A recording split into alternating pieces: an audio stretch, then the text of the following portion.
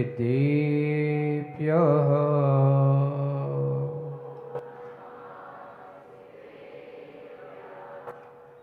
ॐ नमः सिद्धेभ्यः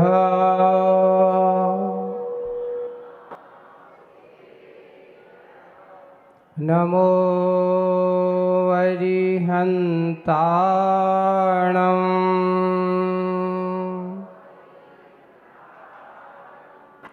नमो सिद्धाणं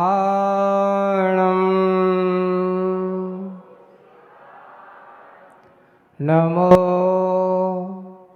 आयरीयाणं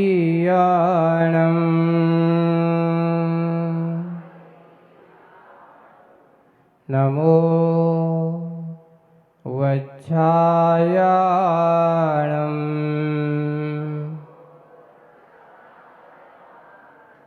नमो लोये सव्यसाहूरम्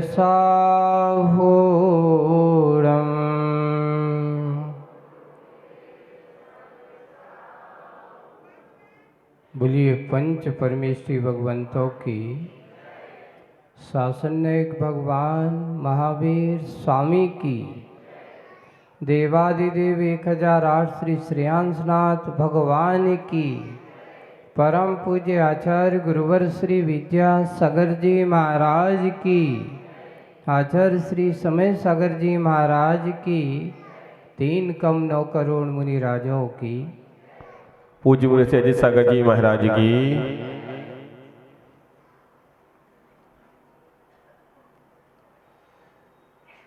भगवान के चरणों में पहुंच करके जो अभ्यात्माएं अपने अंदर की इस भावनाओं को भगवान के सामने कहते हैं कि हे भगवान, आज मेरे ये जीवन धन्य हो गया, आपके इस पावन पुनीत वीतराग मुद्रा का दर्शन पा करके। दर्शन पाठ में एक पंक्ति आती है, एक छंद दिया गया है, अद्याभवत् सफलता नयनद्वयस्य देवत्वदीय चरणाम्बुज वीक्षणेन अद्यत्लोक तिलक प्रतिभास्यते में संसार वारिद्रयम चुलक प्रमाणम। हे भगवान, आज मैं सफल हो गया, मेरे ये दोनों आंखें कैसी हो गई? नयनद्वयस्य अद्याभवत् सफलता नयनद्वयस्य। आज मेरी ये दोनों आंखें क्या हो गई? सफल हो गई। इन आंखों का कार्य कि जो इन आंखों से आपकी इस वीतराग मुद्रा को देखा है। देवत्वदीय चरणाम्बुज वीक्षणेन, हे भगवान, इन आंखों से आपके दोनों चरणों के क्या किए? दर्शन किए हैं, उसकी वंदना की है। और मुझे ऐसा लगने लगा है भगवान, जब से मैंने आपके दर्शन किए हैं, ऐसा सोचना चाहिए आपको क्या करना चाहिए चिंतन। जब अपन मंदिर जाते हैं तो ये पंक्ति अच्छी मानस पटल पर दर्शन पाठ अपने याद है कि नहीं है, कर लेना चाहिए। और जब हम ऐसा चिंतन करते हैं, ऐसा विचार करते हैं कि आज आपके चरणों के दर्शन करने से, आपके इस वीतराग मुद्रा के दर्शन करने से मुझे अब ऐसा प्रतिभासित में, मुझे ऐसा प्रतिभासित होने लगा है। कैसा प्रतिभास होता है कि मेरा ये संसार रूपी सागर, संसार रूपी सागर कितना रह गया है? चुलक प्रमाणम। ऐसा लगने लगा है कि मेरा अब संसार रूपी सागर वारिधे चुल्लू भर रह गया हो। क्यों? क्योंकि भगवान आपके दर्शन की महिमा ही ऐसी है। आपके इस वीतराग मुद्रा की महिमा ही ऐसी है कि जिसके मन में ऐसे ही विचार होंगे, अरे भाई दुनिया को देखोगे तो आपका संसार बढ़ेगा, पर भगवान को देखोगे तो आपका संसार बढ़ेगा कि घटेगा? तुम बढ़ाना चाहते हो कि घटाना बात चाहते हो? महाराज हम लोग मोही प्राणी हैं, संसारी प्राणी हैं, बढ़ाने पे विश्वास ज़्यादा करते हैं, घटाने पे कम। अच्छा, क्यों? क्योंकि परिवार बढ़ेगा तो अच्छा होगा। तो मैं कहता हूँ जितना जितना परिवार और पैसा बढ़ेगा उतना उतना उसका और क्या बढ़ेगा? बता, पुण्य बढ़ेगा कि पाप? अच्छे से बोलो ना, जोर से। परिवार और पैसा बढ़ेगा तो उसका सबसे ज्यादा क्या बढ़ेगा? जोर से नहीं बोलेंगे, धीरे से बोलेंगे, क्योंकि सही को आजकल आदमी जोर से बोलना नहीं चाहते। और परमात्मा है ना के दरबार में पहुंचोगी, तुम्हारी आत्मा का संयोग अगर परमात्मा के पास बैठ कर के जाओगे और उनके चरणों में बैठोगे तो तुम्हारा क्या बढ़ने? पाप बढ़ेगा कि पुण्य? पुण्य बढ़ेगा। लेकिन हम बैठना किसके चाहते हैं? हमारा बढ़ाना क्या चाहते? तो एक मोही आत्मा कहता है मेरा परिवार बढ़े, मेरा परिग्रह बढ़े, मेरा पैसा बढ़े, ये सोचता है। लेकिन एक भव्य आत्मा जो आत्म कल्याण की भावनाओं को लेकर के भगवान के चरणों में पहुंचता है, वो कहता है भगवान ये बात सत्य है कि इस संसार में जितना जितना मैंने बढ़ाने की कोशिश की है, संसार में जितना जितना परिग्रह मैंने जोड़ने की कोशिश की है और जितना जितना कर रहा हूँ, उतना उतना मैं आकुल व्याकुल हो रहा हूँ, उतना ही आकुल व्याकुल। देखियो आप गौर करना, यहाँ बैठे चांदोड़िया वाले है ना, सुकमाल नगर कह दो, चांदोड़िया कह दो, बहुत सारे नाम पड़ जाते हैं ना। इस एरिया में जब आप यहाँ शुरुआत में आए थे, थोड़ा थोड़ा सा काम धंधा करते थे और उसमें करते करते जो आपकी कमाई होती थी, आराम से दिन गुजारा और रात में आराम से सो जाते थे। लेकिन महाराज और यहाँ आकर के भगवान की भक्ति पूजन करते थे। सबसे पहले एरिया का अगर कोई मंदिर है तो इस एरिया का मंदिर अगर जो है तो कौन सा मंदिर है? यहाँ ये चांदोड़िया का मंदिर है। इससे पहले कोई मंदिर इस एरिया में था? नहीं था, क्योंकि मुझे मालूम है हम भी 94 में आए थे जब ये एक मंदिर यही था आसपास इस एरिया में। अब तो कितने सारे मंदिर हो गए। इस मंदिर की विशेषता देखो कि इतनी बड़ी बड़ी समाज, बड़े बड़े कॉलोनी, यहाँ रानीप हो गया, वहाँ निर्णय नगर हो गया, है ना, बढ़ते ही जा रहा है। इधर जा रहे हैं तो गजराज हो गया, उस साइड आगे बढ़ गए तो गोता तक पहुँच गए, है ना, बढ़ता जा रहा है। और अभी भी और कितना बढ़ेगा, क्या होगा, कोई भरोसा नहीं है। देखिए व्यक्ति का अगर पैसा बढ़ता है तो उसके साथ साथ उसके परमात्मा की भक्ति भी बढ़ना चाहिए। बंधुओं लिखा है कि जिसने अपने परमात्मा पर आस्था बनाए रखी हो, अपने परमात्मा को अपने केंद्र बिंदु बना करके रखा हो, दुनिया में कहीं भी जाए लेकिन अपने केंद्र बिंदु को कभी भूल करके ना जाए। जैसे कि आप लोग वो परकाल होती ना, परकाल है ना, जब वृत्त बनाते हैं तो अगर केंद्र बिंदु सुरक्षित ना हो तो वृत्त बनने वाला नहीं है। सबसे पहले बेस कहाँ बना करके चलते हैं? उस केंद्र बिंदु का।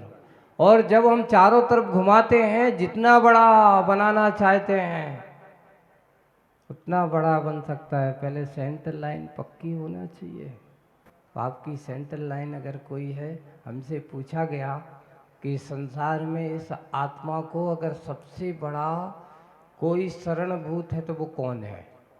माता पिता नहीं है, परिवार नहीं है, भाई बंधु नहीं है, ये सब मोह के रिश्ते हैं, ये सब राग के रिश्ते हैं। लिखा है मात्र 4 ही शरणभूत हैं।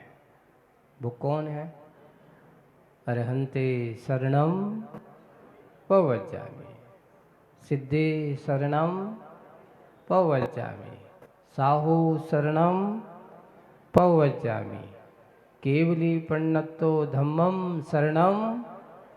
ये 4 शरण हैं, मेरे जीवन के आधार हैं।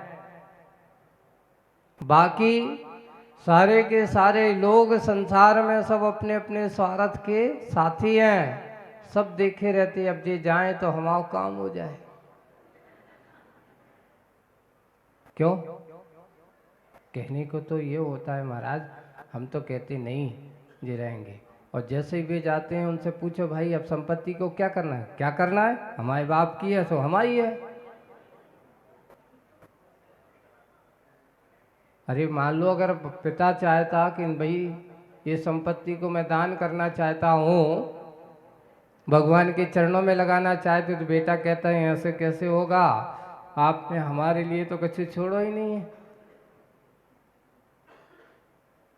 यही है आज सबसे बड़ी विपत्ति अगर कोई है तो आदमी की संपत्ति ही सबसे बड़ी विपत्ति है।